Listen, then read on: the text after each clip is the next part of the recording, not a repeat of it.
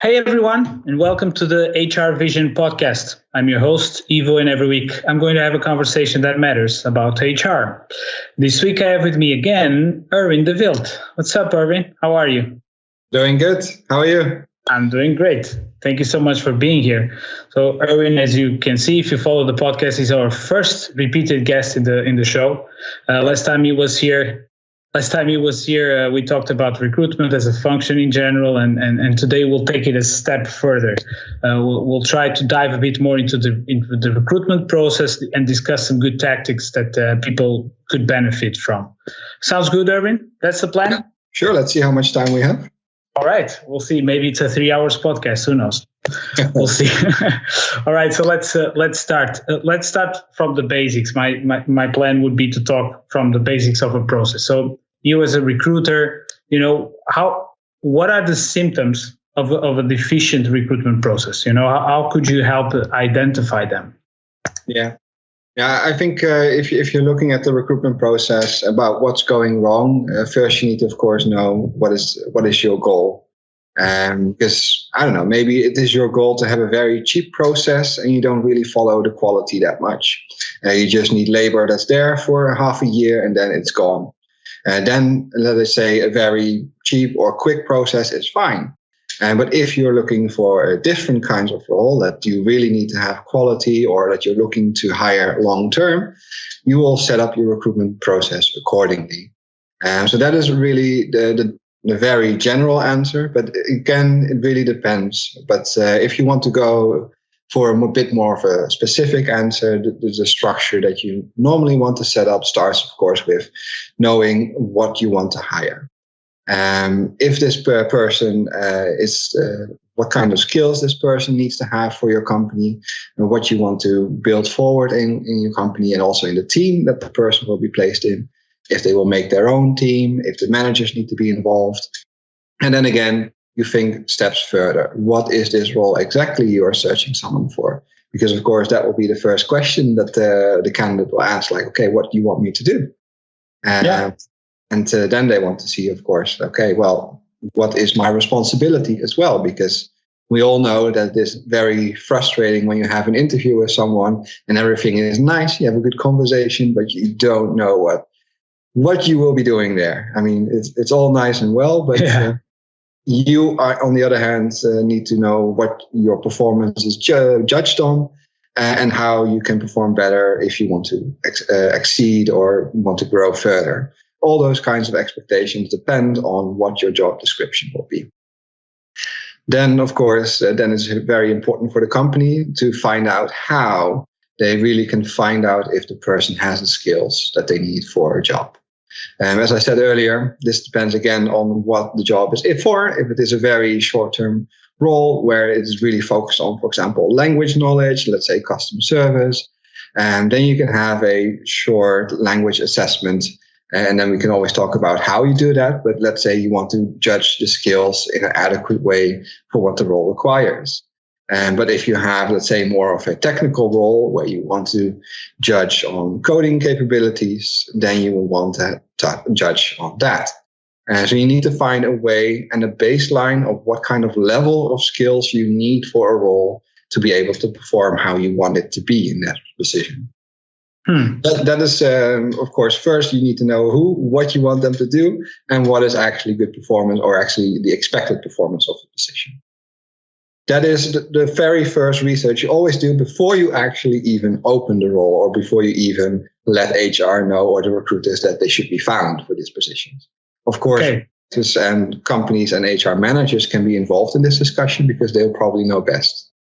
Yeah. So you would say that imagine that you're right now an HR professional or even a recruiter in a company. If you see that there are no goals, you see that we don't know if we're hiring long term or short term.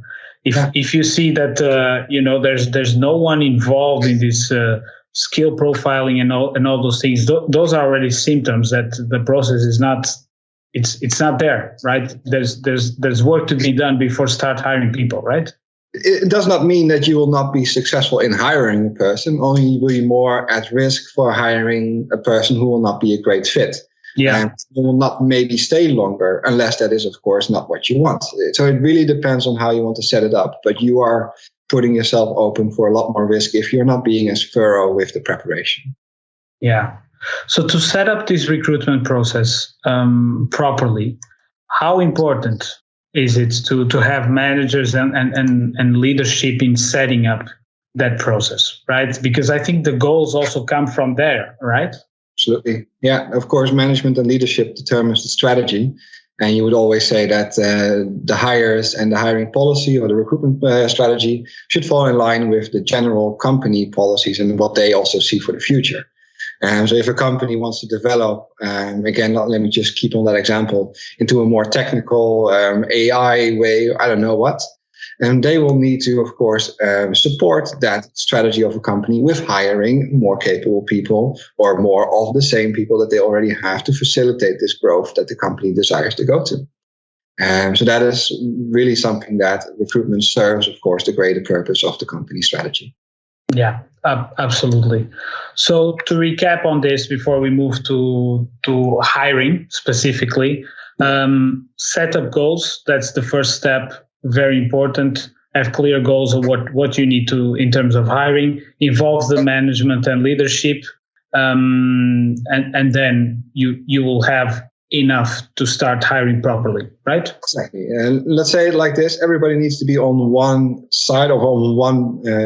Need to be aligned to agree that this is what we're going to hire for, because there is nothing more confusing for a recruiter to have 5 candidates and all of them are great, but for some reason none of them is great. And all that comes out, all the interviews have been done, time has been wasted, not only from the candidate, but also from the management. So you really want to make sure that everybody's aligned and has made a decision like this is what we're looking for. All right. That's clear enough. So if we move towards hiring, when do you hire internally? When do you move to a hiring to fill a position internally or externally? How do you make that difference? Maybe can you give some examples of that, for example? Yeah, I'll try to talk through a few examples. Okay. This is, of course, the eternal discussion in this day and age, right? Like, should we hire internally because we want to grow people and give them satisfaction, or do we hire externally because that's just easy? There's arguments to be made for both ends. Okay. Internal is something that is, of course, very helpful if you're looking for candidates or if you're looking for a role where it is very important to know how a company internally operates. If you are, let's say, a company that has a lot of bureaucracy, the onboarding time for a new hire will take a lot longer for someone who's actually familiar already with how the company works, who to talk to, how to get to the next stage. So that is something that you can hardly incorporate in how you're searching for a person. But on the other hand, internal hirings is also something that generally is it really possible if your company has a clear vision on how to do succession planning and how to do workforce planning. And because then you really realize, like, okay, well, this person, let's think from the company perspective. The company, again, with this example that I said, wants to grow into the AI business, whatever. So they know that we need more people with this coding skills. Yeah. So if the company already knows this 2 years ahead, or maybe 1 year ahead, or even half a year ahead, they know that they probably have a budget for hiring people with this, and that they can also invest in teaching people to code. And if they have a specific level that somebody needs to reach, they already know if this person is a company fit, if they fit the culture. So they know that they will be good people to manage already from experience in other roles. And then they will invest in them, which also has their own benefits as well. And it will give the company the skills that are required. On the other hand, if you are moving to such a direction and you do not have the skills at all in your company, and it's completely foreign to your whole workforce, you will want to hire externally because they will bring all kinds of new ideas with them, new skills, new combinations, new insights. So they will all bring that in as well. So it's really a balance of how well you are prepared to actually make this switch to cater to the strategy of the company. But on the other hand, internal is always good, because then you can motivate more people to really give them that growth that companies love to sell employees when they're joining. Yes. And really make that true. There's a lot of benefits, of course, to that, like less hiring cost, more motivation, more referrals. People stay longer in the company. But on the other hand, if the company strategy is going a completely different way, then you probably will want to have people with new ideas, because the old ones who are already there are probably more set in their ways. So there are a lot of balances that you want to take. And really, depending on where you're going, you will want to weigh these to each other. But with the workforce planning and the succession planning, that really depends on how structured a company can be. That is not always a luxury a lot of them can afford. Yeah, indeed. I think one more point to that, maybe you touched, well, it's included on the workforce planning and those things, which is skills mapping, right? Because a lot of companies, sometimes they don't have a clear idea of what skills exist right now in the company. That's very important too, right? Yeah, absolutely. Skills or competencies, if you go to the broader framework, is a really important thing. And it is easier said than done to have a skills or competency framework to really have insight into what skills and competencies you have in a company, because that is, of course, the holy grail. You want to know what experience, what knowledge you have, and what you actually need to get outside. And if you have that insight, then good luck to you, because you probably know exactly what to do. But if you don't, then you probably need to find a middle way and find a way to, make it understandable how much you still need, or if you just need quantity of a skill, or if you need quality of a skill. Yeah, that's a great point. All right. If we go towards the externally, the hiring externally, what are the best strategies to increase the chance to attract and hire the right person? Oh, we're going to talk about recruitment branding, because that's probably more your topic then. Well, I can share my view, but why don't you go first? Sure. Now, again, it falls a little bit in what I was saying before, of course, right? Because especially now after the COVID ages, or I hope it will soon be after, that it is really important to hire people. And there's a lot of job offers for everyone almost here. So let's say companies are looking for skills that are hardly able to be found. And so what you want to do is to make sure that you are the fastest, the easiest, and of course the best company out there. A lot of things go to that way. Of course, we talked, I think, a little bit short in our last meeting about the branding, the employer branding, and the EVP, the employer value proposition that you have as a company. These things are important to be that shining beacon, if we fall back to the same language. But on the other hand, when you have a person's interest, you need to capture them, to say it in a very specific term, and make sure they start with you as soon as possible. And that is done by having your recruitment process in a fairly strict, that's not the right word, in a very clear way set up, that everybody knows what to do. So if you apply, that the recruiter gets a message like, hey, a good person applied who has a good fit score, for example, and that they immediately get notified. And the recruiter already makes the call as soon as possible. The hiring manager is already informed, like, this is a high potential role. And the next day, you might already have an interview. And if that interview is good, and you have a good feeling about it, you might already involve the hire manager, I don't know. And then the next week, you already have an offer there, because you want to make sure that you have this person offered before they might have the time to find a better offer in another company. Yeah. It may be, of course, in balance if they will find a better offer, but you as a company don't really care for that. You want that knowledge, that experience, that quality in your company as soon as possible. So you need to show the benefits and actually show the truth that your recruitment process is just as efficient as you want the company to be too. Yeah. No, totally agreed. I think we touched a bit this subject in the episode before. Yeah, from my side, my perspective in marketing is that shining beacon, being that shining beacon, doesn't happen overnight. That's one thing that people need to consider. You need to put your content out there. You need to show how are you as an employer. I think that's something really, really important, sharing the activities that you're doing, the people that you're looking for, how are people treated in your organization, maybe sneak peek, getting sneak peeks of the process, how it is recruiting people in the company, how referrals work, those kind of things that you can use with a career website or anything like that. I think that can also help.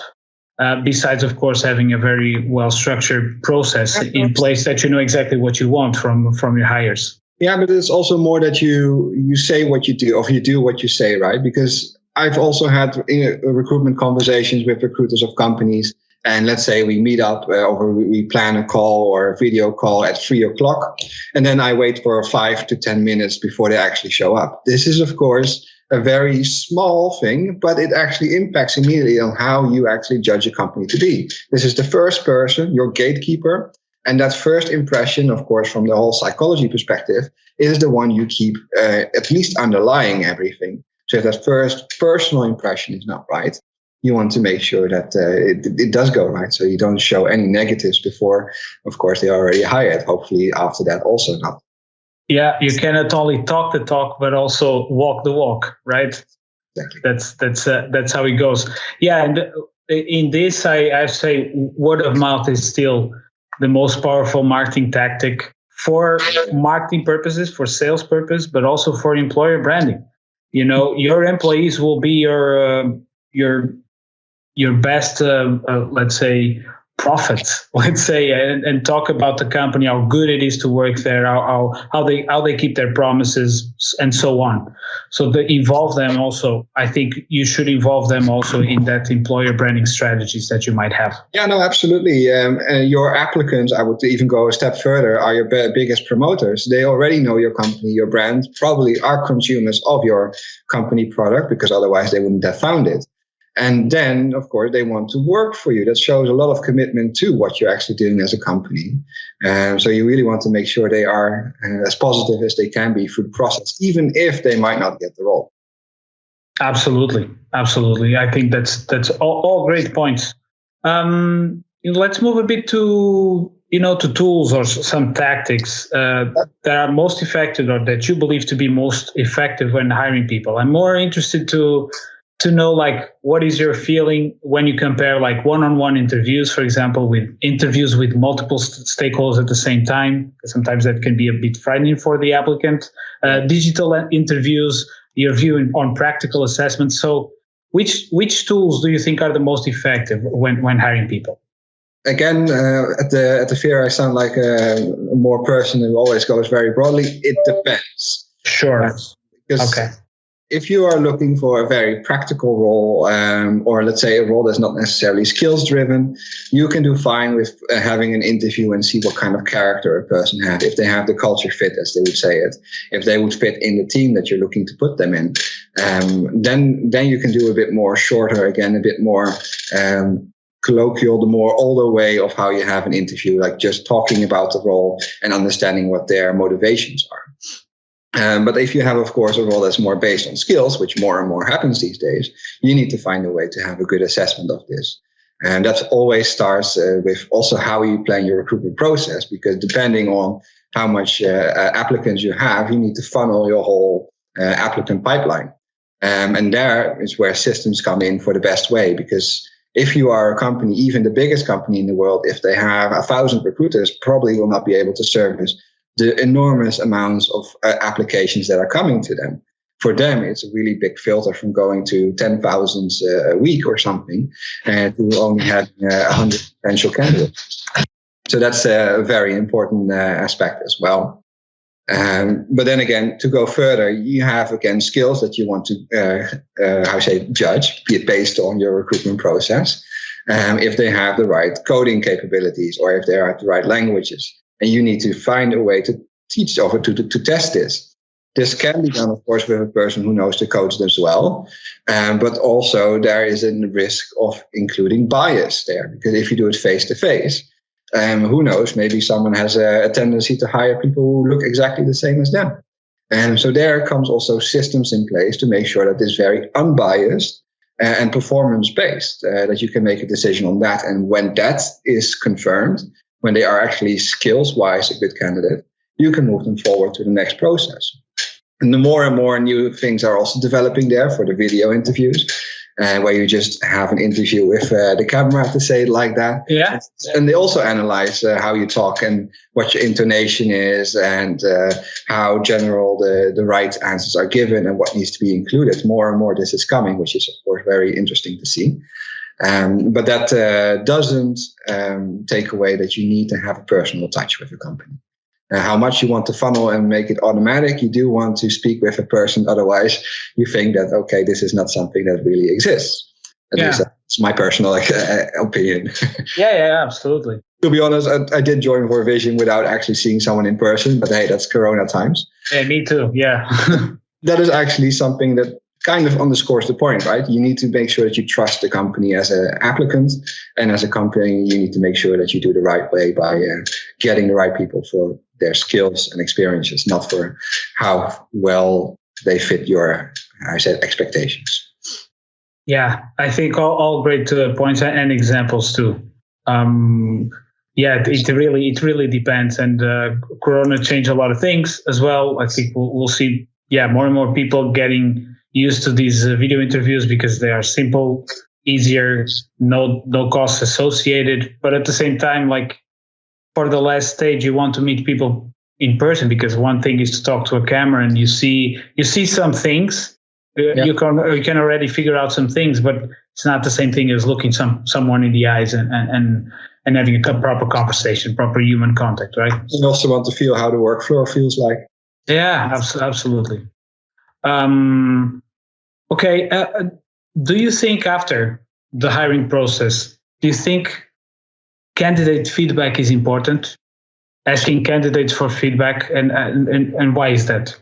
Well, it's just like throwing in an open window. Feedback is always important, just in general as well. This is how we improve and how we know that we have done something wrong. If I am singing every night at karaoke and everybody is folding their ears because it's completely horrible, then I can choose to take a hint, or I can just ignore it until somebody really tells me it is horrible. Yeah. You need to have this feedback. And then, of course, we also want to go to constructive feedback. And because you need to know what you can improve, or what your strong points are, or what your less strong points are. And feedback in the same way works for a company and their recruitment process and everything they've done. Let's say if we go back to that example that you have a coding test on an online platform, I don't know, and that in your opinion was absolutely amazing to test the right coding skills. But in the meantime, you get feedback from 5 to 10 candidates on a 30 candidate group, I would say, that the test was not really applicable to the coding language that you actually were hiring for. You need to be open to really listening to what the candidates have to say, because more often than not, they are also experts on the topic, and they really want to help you find the right people. And hopefully that is them, of course. But they really want to make sure that the things are done in the right way. And what I said as well, feedback about a recruiter being 10 minutes late. If this happens structurally, then this is something really to look at in your organization. And this feedback can really show you things that you as a company might not necessarily be looking at. And it can really help with improving that process and making people even more confident and more efficiently going through the process to be hired sooner. Yeah, I think you can take a lot of learnings from that indeed. But I just have the feeling, again, I'm not a recruiter. I experienced recruitment processes before, but I have the feeling that companies sometimes they are just above that. You know, they don't include that in the process, and maybe they don't take those hints sometimes. You know, it's just the feeling like it takes too much time. It really needs to be thought of in the process. It's part of the recruitment process, don't you think? Yeah, I mean, this is very suggestive, of course, but absolutely, you're right. Again, I've done recruitment myself, and I know, of course, that you're not necessarily busy with feedback from a candidate, especially if they're not hired, because you want feedback from the ones that are hired. But in the end, if they are hired, they will probably not give you bad feedback. And so it's really contentious, because you want to spend time on this. And so then it really depends on the organization structure if they want to give a voice to this feedback or even want to gather it at all. And then you need to see, of course, how you can incorporate this, because there are plenty of companies who gather feedback, but they have it somewhere in an Excel list far away in the backgrounds of their whole systems or their documentary boxes, but they don't do anything with it. So there's a real challenge in that, and you're absolutely right. To ask for feedback, to listen to the feedback, and actually do something with the feedback. But if you do get this right, you will see that your promoters, even the ones who are not getting hired, will really love to talk about your company, and they will still stay as a true consumer or a customer of your company, even if they did not get hired. And this is what you want to get: people promoting your name everywhere without effort. And this is how you do it, by realizing that feedback in your process. No, absolutely. I absolutely agree. But like going to the first sentence that you used on this question, which is feedback is important everywhere, not only to the recruitment, even in the general terms, in your daily work with your managers, whatever. It's hard. It's hard to take it sometimes. It's hard to give it. It's hard to take it into consideration. So I guess in recruitment it's the same, especially like from people that you didn't hire, right?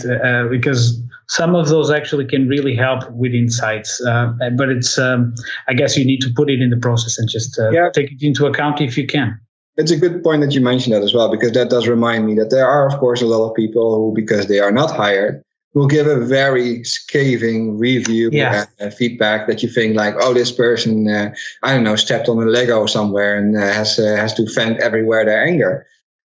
But again, even if it is completely irrational, the feedback, it does come from somewhere. So it does always help to see how this person has interpreted something going wrong. Or well, but at least it's always good to listen still. Yeah, people can get very defensive sometimes, and then it stops being constructive feedback. But yeah, indeed, I think it's a good point there. Yeah. Moving just towards the end to the tools and how tools can help us, getting this recruitment process figured out in a better way. There was this research I was looking into from Career Builder that did identify that HR managers who do not fully automate say they lose an average of 14 hours a week manually completing tests that could be automated. I guess CV screening, those types of things, looking into skills, figuring out job profiles and those kind of things.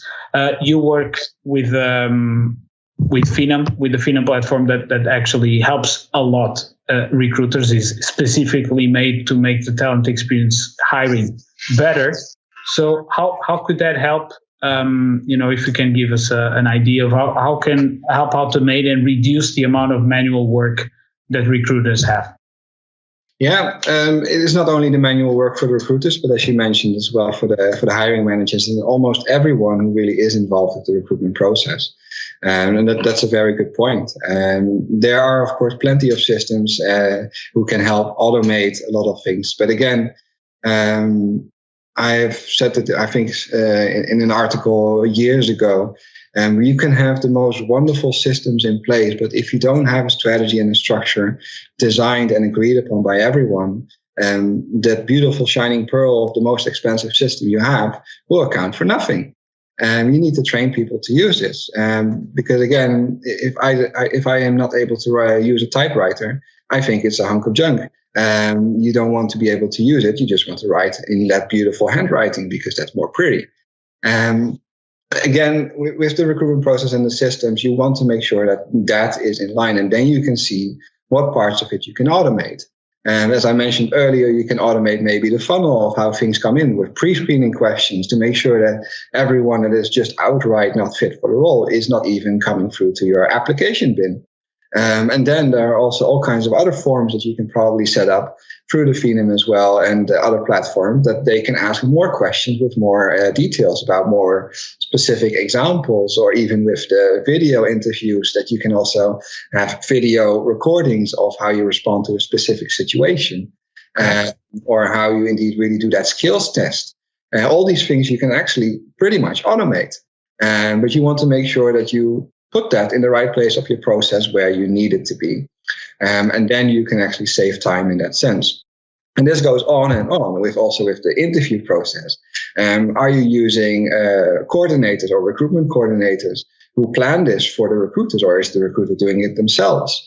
Who has insight into the calendar? Is this calendar insightful for everyone in the company? So can you actually have the authority to plan a meeting for the hiring manager?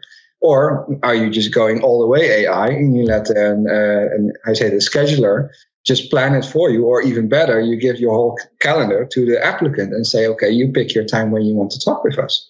And all these kind of automations have options to go further. And then you go, of course, further and further into the process. And then again, you have the automations of the documents that you want to sign, the discussions about the salary and the position and the rewards. All these things you can already agree on beforehand so that you can save time and automate those processes and actually get more benefits out of that and save time when you're actually doing it so you can hire that person quicker and better. Yeah, so that's plenty of options that the tool gives you to for recruiters and hiring managers alike. So that's great insight. A lot of questions, good questions to ask yourself if you're a recruiter out there and just trying to figure out a process or a tool or whatever. Those are great questions that are just right. And each part of the recruitment process has thankfully a lot of development in how you can automate this or how you can make it better, or even with the sourcing with all the kinds of tools. And a lot of things are happening, which is great. But you really can make almost a topic of every small part of the interview. And it is really good to make sure that you are researching and finding out what fits your company. Again, you can have the money or you cannot have the money. It really depends on how quickly you want such a thing in place. The typical triangle that they always use in project management. You can have time, the one with time, money, and quality. I've heard two of those, and it will always impact the other. If you want to hire someone quicker, it will impact the quality and the costs. If you want to hire someone cheap, it will impact how long it will take to hire someone and what kind of quality. This is always the balance you have to make in the end for every company to decide on their own. There is always that shining pearl, but you will have to find the one that fits you. Absolutely. Just a general question that I just Sure. Yeah, I was just thinking about as you were speaking, and maybe these tools, these platforms can help you with that as well. Yeah. So normally, out of all of the candidates, you have a pool depending on the company. I don't know, you have 20 or 100 sometimes, but often only one gets the job, right? That's how it works.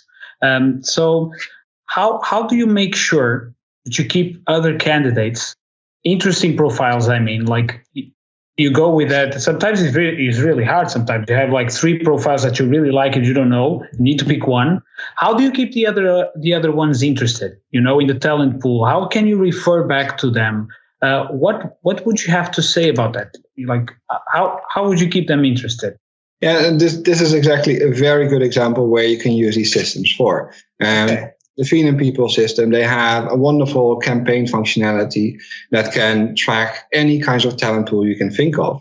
If in your example, you want to use the silver medalists, as they call it, so the ones who didn't really get it, to still make sure that they will be tied to your company and that you can reach out to them as soon as you have another position for them. Or who knows, maybe your gold medalist was absolutely not a medalist and you want to find this person and hire them as soon as possible instead of that person.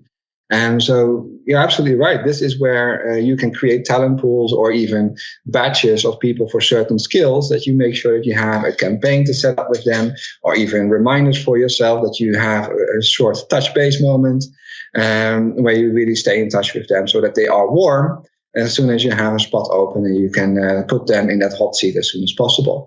And really, this is where those systems can remind you and keep track of these kind of talents that you have already used, because it would be a waste to waste maybe 6 months of hard sourcing to find that specific director candidate or that niche specialist, and then throwing it all away to never be used again and to start again from scratch.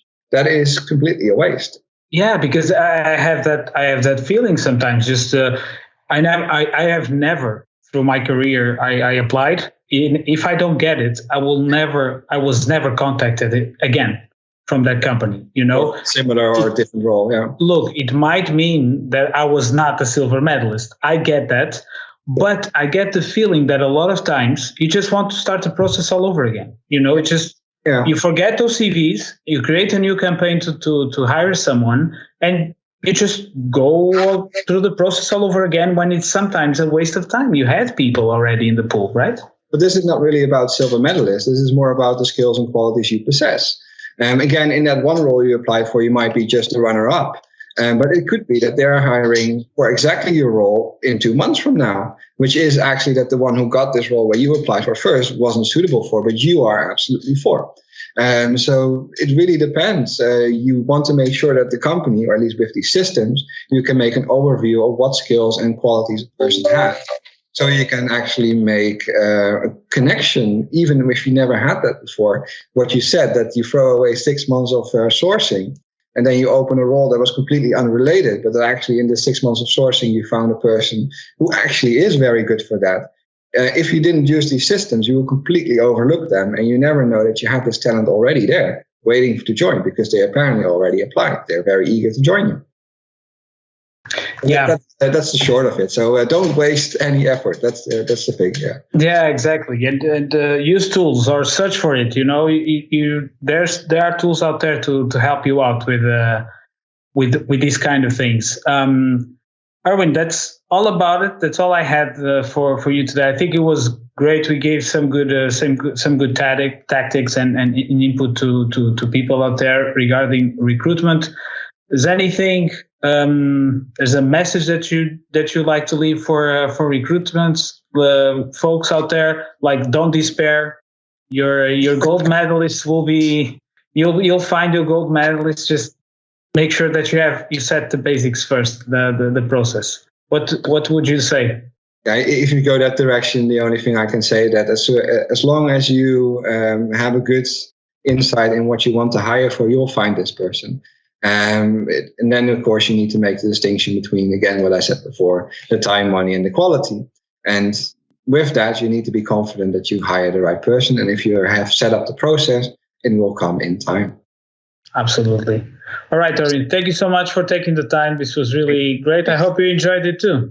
Of course I did. Thank you for having me again. All right, Erwin, take care, guys. People out there, take it easy. We'll see you next time.